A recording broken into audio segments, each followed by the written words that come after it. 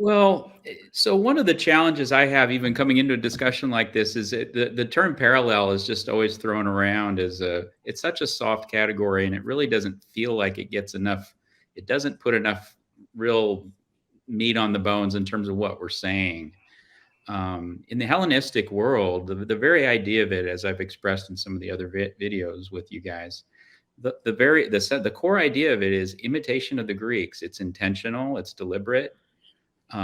These aren't mere parallels. This is an effort to cast someone within a certain type or category. In other words, they're to be interpreted that way linguistically, culturally, etc. So mentally processing someone is very deliberate.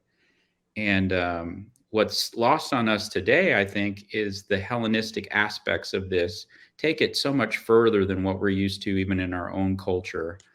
In order to rule in the ancient world or to have any kind of cultural capital, to be a significant figure in the ancient world, you had to register in some way your imitation, your mimetic qualities in relation to these archetypal figures of the classical world. And so we see this in every possible way. It's hard to imagine any of the rulers not falling in line with this in one way or another. I quote in my book on page 111. Here's from a classicist, John Polini. Here's what he has to say about it. An important feature of religious belief and political rhetoric in the late Republic and the Principate is the special relationship that individual leaders claim to enjoy with the gods, an idea which served to enhance the leader's position in the state and to validate his acts. In the visual arts, an association with the divine could be expressed most directly through assimilation or imitation of a divinity. Divine assimilation comprises either an alteration of an individual's portrait so that he looks like a god, or the presentation of a god with some degree of physiognomic resemblance to a specific individual. In either case, there may be ambiguity as to whether the man is portrayed like a god or a god like a man. And so this is a very general pattern that's being observed by classicists across the line. Now, this is not disputed in classics, which is kind of strange. You get over into our field, and all of a sudden there's all this confusion. But over there, this is all well trodden and accepted observation. And so the archetypal figures, who were they? You've got Heracles, you've got Dionysus, Castor and Pollux, maybe in a little bit of secondary class. Romulus, when you're talking about Roman propaganda. So, and then Alexander himself, who was in fact imitating Heracles in many ways. And so he's kind of, you could see it cascading down, but Alexander became his own archetype because he was such a towering political figure of that time. His shadow was cast over the entire Greek East. And so anybody that wanted to rule or have any kind of political capital in the Greek East needed to express their imitatio Alexandri, their imitation of Alexander. And so you see this in coins, you see it all over the place. Mark Antony is in Egypt with Cleopatra ruling there, and he's even teased for the extent to which he's imitating Dionysus and Heracles on the daily. He's walking around wearing their clothes. He's got Heracles' club. He's trying to do. He's putting it on coins. He's just going crazy with it, almost overboard, and he ends up becoming teased for it because he's going so far with it. And that's mostly propaganda coming from Rome, the Roman side. But to rule in Egypt, you needed to present your mimetic signals to those around you so that they understand, register this guy as a legitimate ruler in succession to Heracles and Alexander and Dionysus. These were the big cosmocrators, as they say, the world rulers.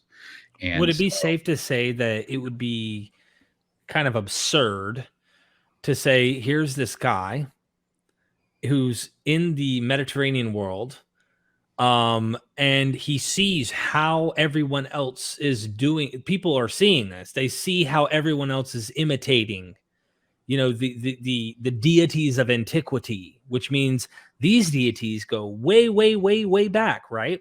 Granted, We don't even know if they existed. Probably didn't on some of them, right? And this tends to be this like argument that I was hearing in that live stream.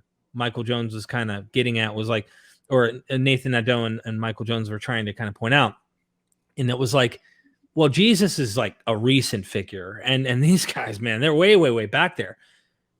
Wouldn't it be like well known that they would have seen what the Caesars were doing? They would have seen what other cultic religious figures were doing and said, hey, it's like the modus operandi to like imitate these ancient antiquity deities and figures. So we want to model our Jesus off Romulus, off Socrates, off whoever from antiquity. They want to put the clothes, as you did about Dionysus, on Jesus.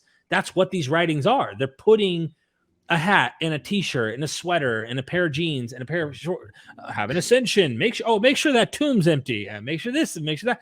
Like, isn't that what's going on? Yeah, there are whole books, and I've got in the 3rd chapter of my book, I've got basically a depth of research there, getting into other scholars, classicists that have whole volumes on each one of these different figures. There's a whole book written in German that's on the political imitation of Heracles and how ubiquitous that was throughout. And there's a whole book written on the imitation of Alexander, the Roman Alexander, I think it's called, by Deborah Steiner.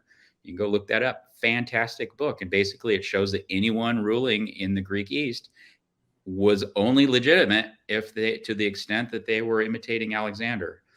And so they were measured by that. In terms of Rome, you've got, very current at that time, the Caesars during the Principate wanting to live in, they had actually a house there in Rome that was supposedly Romulus's house. And so these guys all wanted to live in the house. They were creating their coins so that they would look like, and so if you go back into Roman art, you'll see them trying to festoon themselves and look like they are Romulan in some way. We've got Augustus even living in the house, dressing like Romulus and claiming that he is the new Romulus. Right. And so this kind of stuff. And so, and then you've got this series of emperors that are also having apotheosis. And so, and falling in step in some ways with Romulus. And so those two, especially Heracles and especially Romulus, become the archetypal figures under which the entire apotheosis and translation tradition falls. And so you could go through my catalog there of, I don't know, there's 80 or 100 people. Each one can fall either into one or the other or both of those in one way or another, depending on which mimetic signals are being displayed. And so those are the two primary figures, and almost everyone can be classified in one way or another as following those templates. I don't want to hog up the time with Rick, so you guys want to highlight something? Because I have so much I could. Speaking of Augustus trying to be the new Romulus and sort of using that sort of propaganda, you have with Suetonius, the life of Augustus, you have a story about a portent happening. And this portent only happened with Alexander the Great, and now it's happening with Augustus. And at his funeral, did you hear what happened? There's an ex-praetor, and he swore under oath that he saw the body of Augustus rise up into the heavens. So you have, these are not myths, these are stories that are written maybe in propaganda, but it's not like people believe this is like supposed to be real. So I mean, that's right in the sources,